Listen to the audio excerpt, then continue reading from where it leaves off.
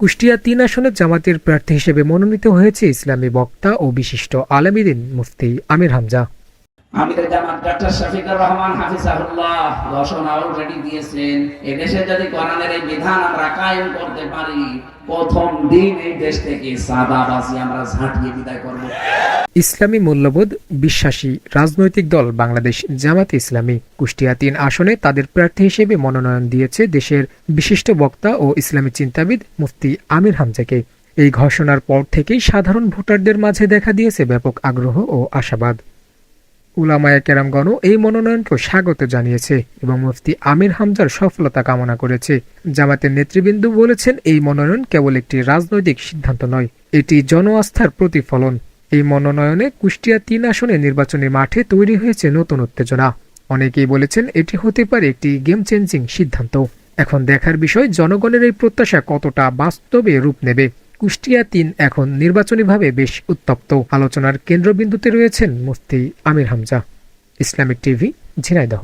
অনেকে মনে মনে ভয় পায় যে কোরআন দেশে যদি চলে আসে, আমরা একটু মাঝে মাঝে ডাল খাই, লাল পানি খাই, মুড়ি খাই, এটা কি হবে? হবে, এটা কোনো অসুবিধা নেই।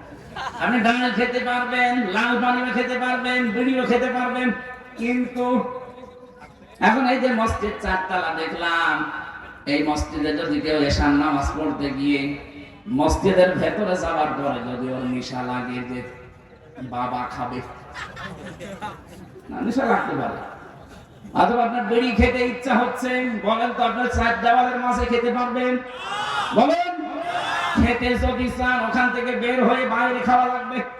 কারণ মসজিদের পরিবেশে ডাল খাওয়া নিষেধ, ডাল খাওয়া যাবে, কে মেনে নেবে? মসজিদের পরিবেশটা যেহেতু এটা সত্যি, যদি ৫৬,০০০ বর্গ মাইলে কোরআনের মাত্র ৫০০টা আইন আছে, এগুলো যদি কায়েম হয়ে যায়, পুরা বাংলাদেশ হয়ে যাবে এরকম মসজিদ। ডাল খাওয়া, বাবা খাওয়া, আকিস বিড়ি খাওয়া মনে আসবে না। খেতে চাইলে আপনি খেতে পারবেন না, পুরো পরিবেশটাই হয়ে যাবে একটা জান্নাতের পরিবেশ। ধরে বলেন সুবহানাল্লাহ। তখন আপনি ভাবতে পারেন যে আমি যেন একটা জান্নাতে আছি। আশাফাহু ফি আশারাতিন মিন আহলি বাইতিহি কুল্লুহুম ক্বাদ ওয়াজাবাত লাহুম নার।